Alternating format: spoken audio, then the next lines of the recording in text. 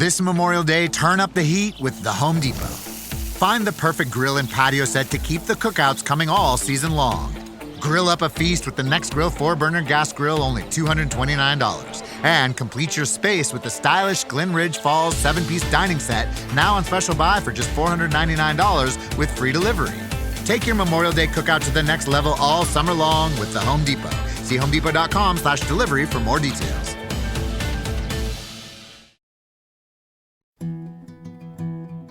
A science story, huh? These NYU scientists, I felt right. I was so And I just thought, well, I figured it out. It was that golden moment. Because science was on my side.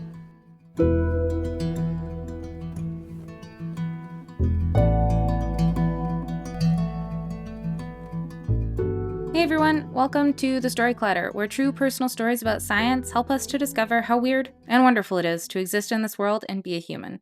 I'm your host, Misha Gajewski, and today's episode is all about moving on. Something we've all had to face at one point or another. Whether it's a relationship, a job, or a friendship, letting go of something that once mattered isn't easy. Our first story is from family physician, educator, and performing artist Belinda Fu. Her story is recorded at Kane Hall in Seattle. It was part of a show we did in partnership with KUOW and the Wild podcast last year. Belinda's story beautifully captures just how tough and sometimes downright weird it can be to move on from a friendship. It's a really moving story, and I'm so excited to finally share it with you. Here's Belinda.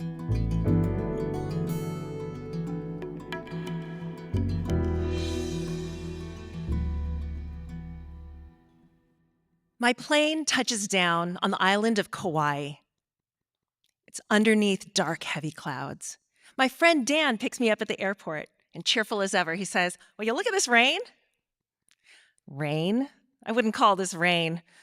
This is a rainstorm of biblical proportions. It rains for 40 days and 40 nights on the island of Kauai in March of 2006.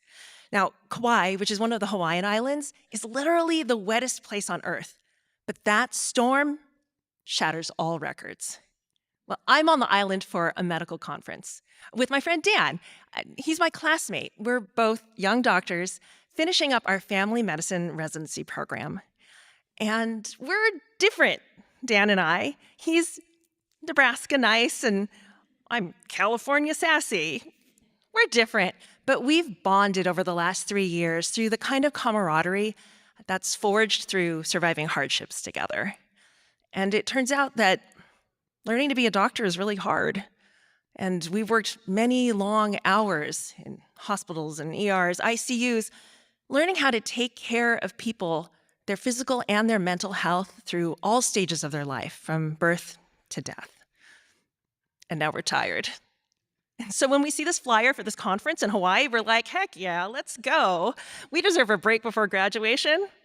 And I really need this break because I'm kind of burned out, not just from residency, but just because of life stuff, like another really bad breakup and feeling doubt about my career choice and physical exhaustion. I just need a break. So I pack all my frustrations up and decide I'm going to bring them to Hawaii with me because I got a plan.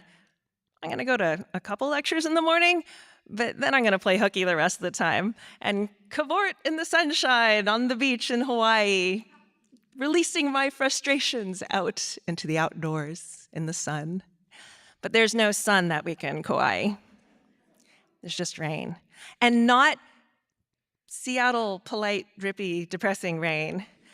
No, the rain we have in Kauai that week is like nothing I've ever seen before. It falls from the sky in like a solid steel sheet, slamming down onto the roof, bending palm trees like they're begging for mercy.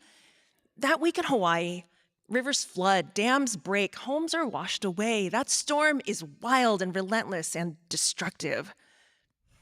For us, to get to the conference hotel across the street, we have to cross a flooded street barefoot, up to our knees with swirling brown water filled with debris.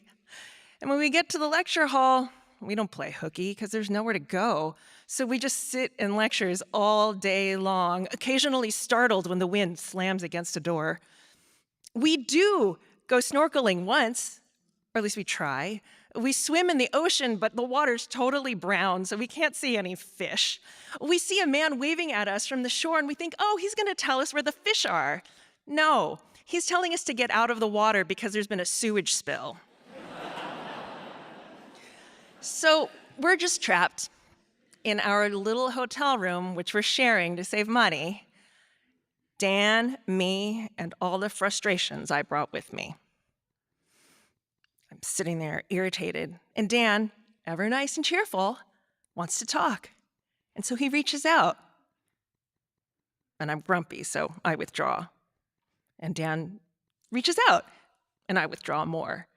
And he reaches out, and I withdraw. And this cycle continues as Dan gets hurt and confused, and I'm getting agitated and more angry until finally I explode, and I unleash all those frustrations out on Dan, lashing out at him with words while palm trees are lashing against the window, and finally I snap at him, just leave me alone.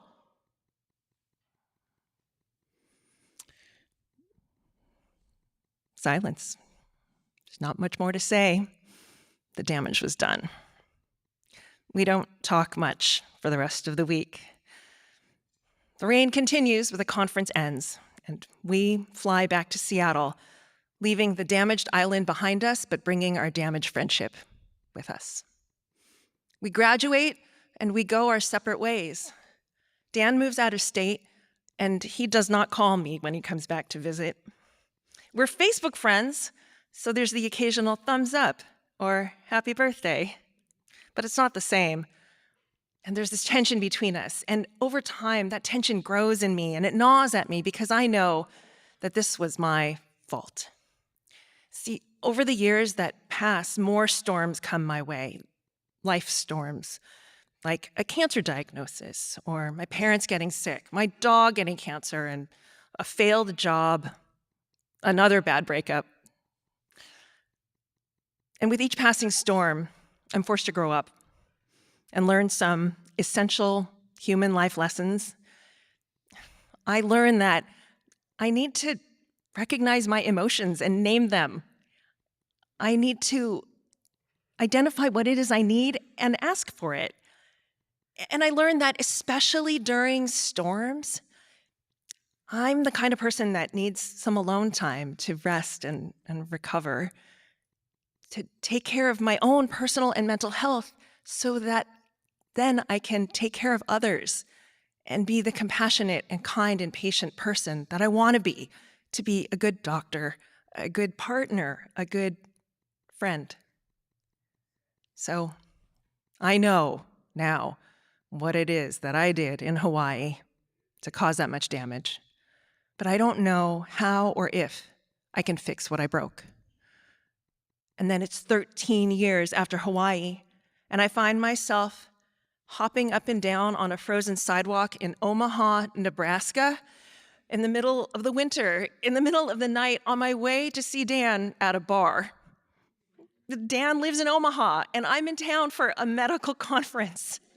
And I decided it's time. So I reach out to Dan and I say, would you like to meet up and talk? And he's like, sure. Well, why don't you come down and meet up with my wife and my friends at a bar? And I think, oh, a bar maybe isn't the best place to have a deep conversation, but that's okay because it's a start. So I say yes. So I'm walking down the street, avoiding the patches of ice. It's very cold in Omaha. And I'm walking down the street when suddenly pain stabs me in the gut.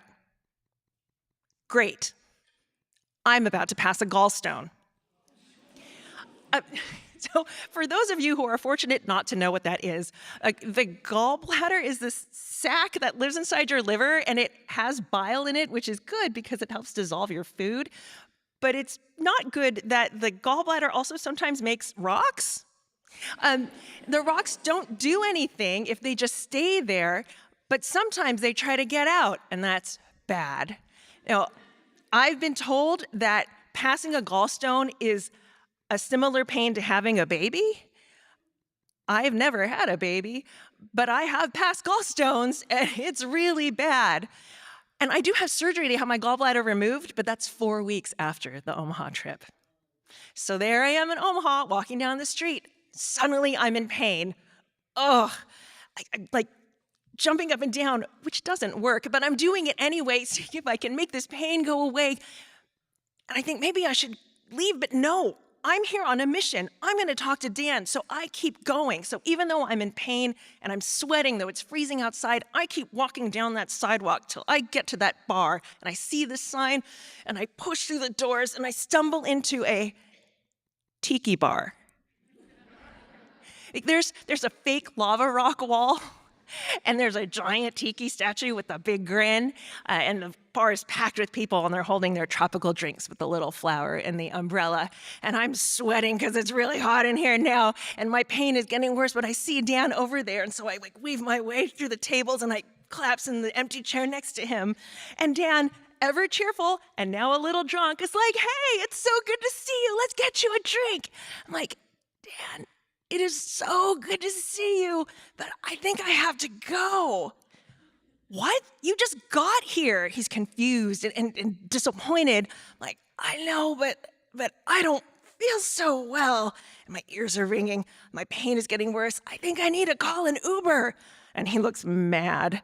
And I get it, and I want to try to talk to him, but this pain is getting worse and worse and worse. And then suddenly, the room goes dark. And thunder starts rumbling, and lightning starts flashing, and this wall of water starts rushing down behind the bar. They're having an indoor tropical rainstorm.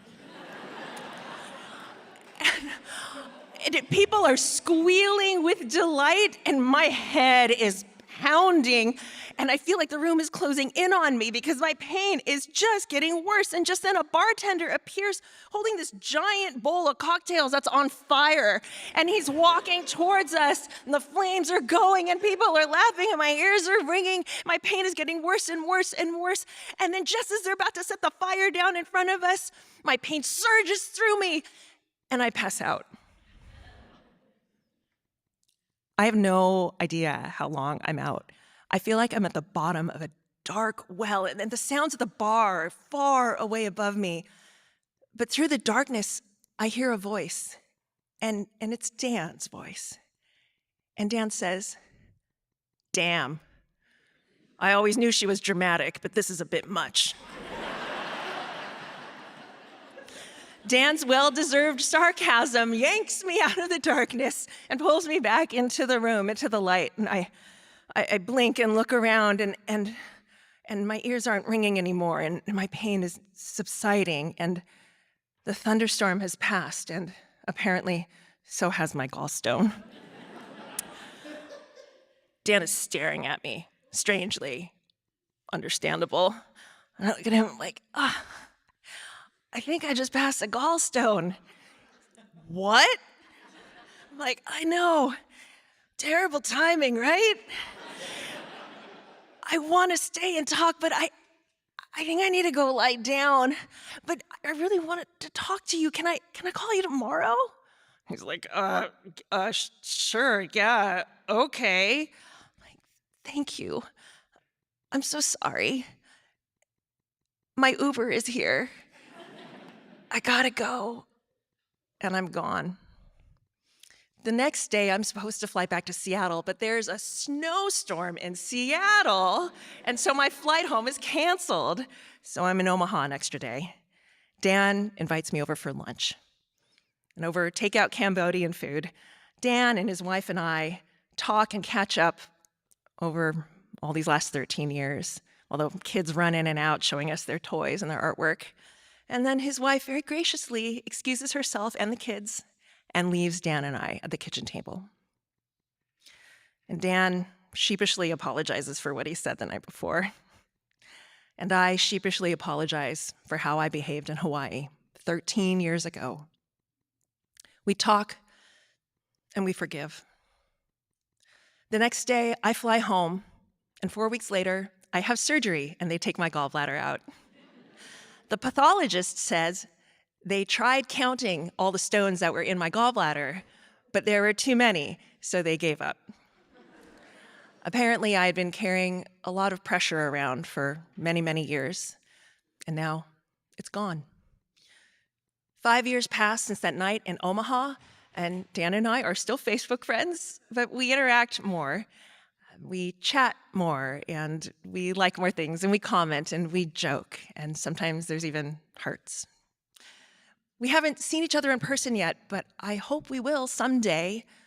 And I know things will never be the same as they were before Hawaii, and that's okay. I didn't expect that. But at least the tension is gone. Both Mother Nature and human nature can cause a lot of damage during stormy weather. But with time, forgiveness, and grace, we can learn how to weather a storm. Thank you.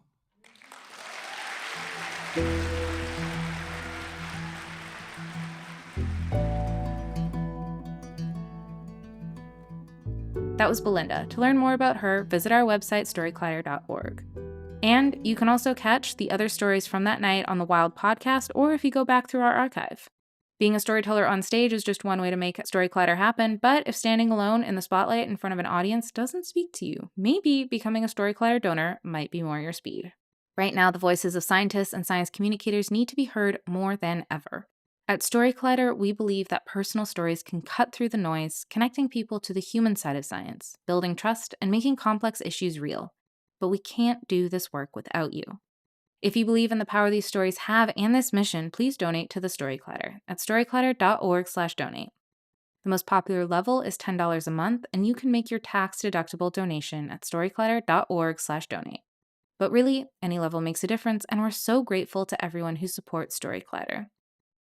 Hey Story Clatter listeners, if you've ever tried to build better habits, drink more water, eat healthier, sleep more, you know how hard it can be to stick with it.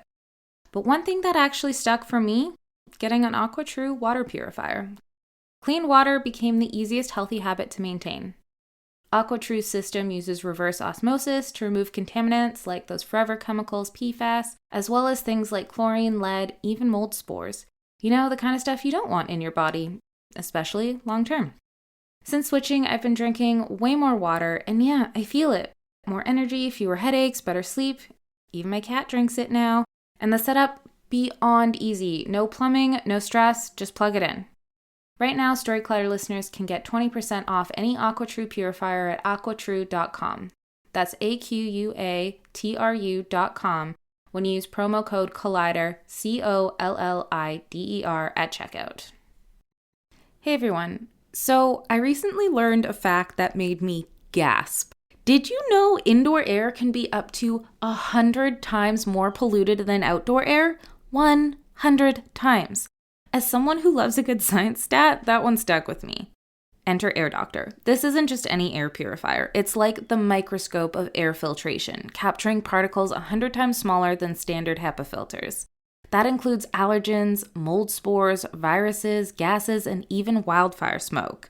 Basically, if it's floating around and gross, Air Doctor grabs it. I set mine up, and within hours, my place felt fresher. I wasn't sneezing constantly, my sleep improved, and I could literally breathe easier. No placebo, just cleaner air. Want to try it? Right now, Story Clatter listeners can get up to $300 off. Just go to airdoctorpro.com, that's AIRDOCTORPRO.com, and use promo code COLLIDER, COLLIDER at checkout. It even comes with a 30-day money-back guarantee and a 3-year warranty. Check it out at airdoctor.com. Our next story is from comedian and storyteller Matt Storrs. His story is recorded at QED Astoria in Queens, New York, and while there's usually a ton of things people can blame for the end of their marriage, I think Matt might be the only person who has ever blamed a theory from a dinosaur scientist. Confused? Yeah, I was too. But trust me, it's a great story. Here's Matt.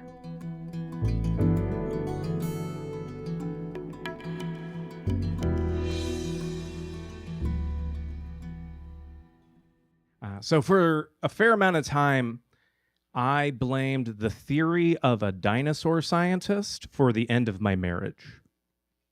Let me back up. Okay, so when I was a little kid, I loved dinosaurs. I still love dinosaurs. It was one of the defining things of my personality when I was a kid. I knew every dinosaur name, every dinosaur fact. It was who I was.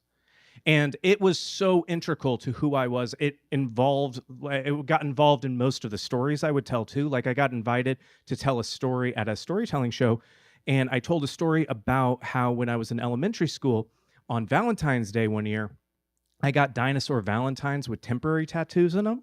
And I handed them out to everybody in my class. And to make sure everybody was connected to the story I was telling, I passed out dinosaur temporary tattoos and valentines at that show after my set, And it was great. People were putting them on, some weren't. And then one person came up to me and was like, "Hey, what can you do to get that dinosaur tattoo on my body?" And I was like, "Oh, well, I could go to the bar and I could get like a napkin and some water." And they're like, no. What can you do to get that on my body? And so I proceeded to do something very unsanitary. And I licked it onto their forearm. It's the best way to apply a temporary tattoo. They don't want you to know that. And some of you are probably picking up that that person was hitting on me. I didn't pick that up. That conversation ended, and I started passing out more temporary tattoos, pontificating about my love of dinosaurs to anyone that would listen. I was so obsessed about that and so many other things that I felt like I was never going to find love. And so when I finally did, and I eventually got married to my wife, for this story, we'll call her Wilma. Is that too on the nose? Wilma. I felt so lucky. I felt like there were two things in my life that I truly knew. I knew about dinosaurs, and I knew that I was in love and that I was loved. So one night when Wilma woke me up and asked me to move out of our house, I was absolutely shocked. It didn't make any sense to me. But I knew enough not to stick around. I moved out. I moved into my brother's place. And one of the things that had defined who I was as a person had just been ripped out from under me. And so, of course, I did what anyone would do when something like that happened. I started doing research about dinosaurs. And unfortunately, at that time, there was a new theory about how the dinosaurs went extinct. One of the fundamental things, if you know anything about dinosaurs, is that the dinosaurs went extinct when a meteor hit the Earth in the Yucatan Peninsula and caused widespread damage across the entire world. But this theory posited that there were hundreds of thousands of years of volcanic eruptions. And those volcanic eruptions made the Earth so inhospitable, all the dinosaurs were well on their way out. And reading that, it felt like everything I knew was gone. And I couldn't help but looking at that data and going through all of that, starting to process the pain and the grief of the loss of my relationship, and looking at all of the little instances in our relationship, not unlike the eruptions that they were talking about in the data, and how those were kind of indicators of what was going to happen in my relationship. Like, for instance, the first time that we met one another, the story that we told people was that we had met in college just randomly. We had a mutual friend, and we had met outside of a class. Whoa, it's okay. We had met outside of a class, and that was the fun story we told everyone. But a few years into our relationship, she revealed the truth, which was that mutual friend had shown Wilma my Facebook profile and said, "You would really like this guy." So what she did was she just tracked my Facebook for a few weeks because there were no privacy settings at the time, found out where I was going to be on campus, and then came up to me and said that we had met at a party that weekend, which was weird because I hadn't gone out that weekend, and that we had this mutual friend. And because I was a 19-year-old boy and an attractive person was into me, I didn't ask any questions. And when that came up a few years into the relationship, I still didn't ask any questions. I didn't talk about how uncomfortable that made me, or how uncomfortable it made me that we were lying to people about the fundamentals of our relationship. I should let it go.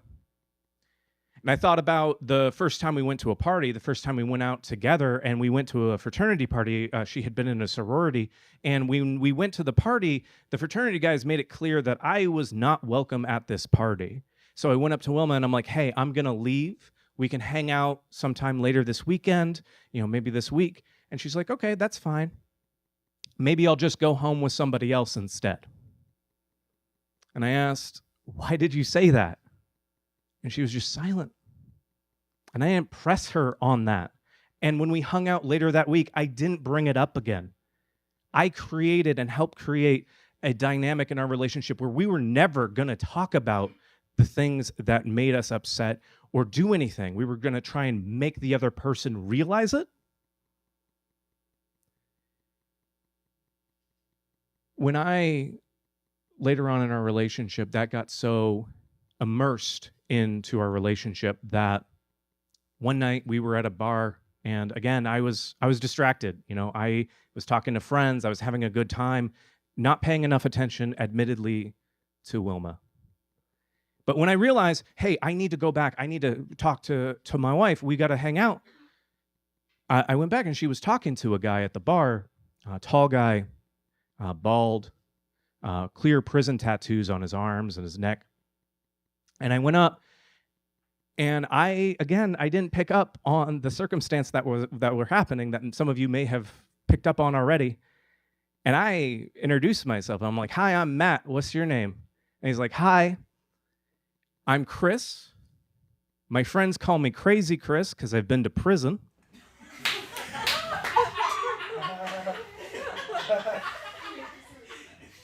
Still not picking it up. I'm like, well, Chris, have you ever considered getting your civil rights restored?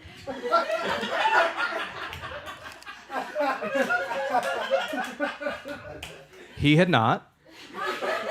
And so for the next 2 hours, I talked to Chris about how to get his civil rights restored instead of paying attention to my wife. And I'm happy to report that within 2 years, we were able to get Crazy Chris's civil rights restored. Thank you, amazing. Also, within 2 years, my marriage was over.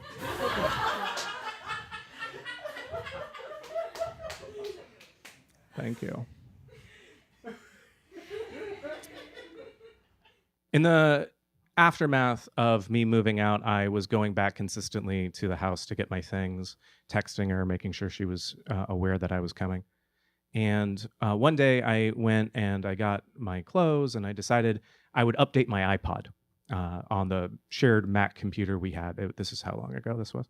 And I plugged it in, and in the corner of the screen, I saw a bunch of text messages start popping up. And those text messages made it clear that my ex had started seeing somebody that I had considered one of my best friends, if not my best friend in the world. Not Crazy Chris. And at that moment, it felt like any hope for survival for the environment of our relationship was completely gone. It felt like a meteor had completely destroyed and eradicated absolutely everything that I knew. And I went back and I looked at the theory as, I was piecing my life back together, and, well within the time frame of both of us creating a new environment, our own lives separately, figuring out who we were going to be. And I looked at that theory again, and I realized I was mistaken when I had first seen it. And I had thought that it was them arguing that it was these volcanic eruptions that destroyed the dinosaurs. That's not what they were arguing ever. It was that those volcanic eruptions made the environment so inhospitable that when that meteor hit the Earth, there was no chance of survival. And so when that meteor hit my relationship, just like when it hit the Earth and destroyed the dinosaurs, ultimately, it was merciful. Thank you.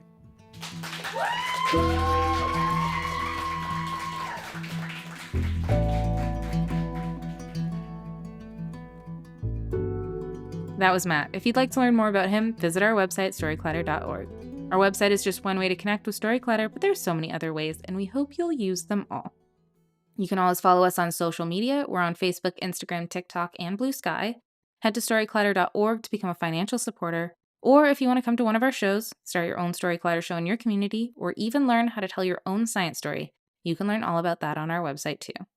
This podcast is produced by me, Misha Gajewski, along with Jen Chen, Nikisha Roberts-Washington, and Aaron Barker, Executive Director and co-founder of The Story Clatter.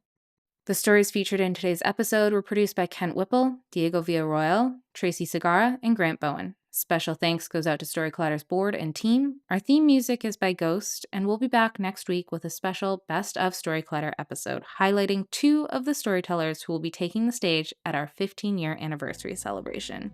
Until next time, thanks so much for listening.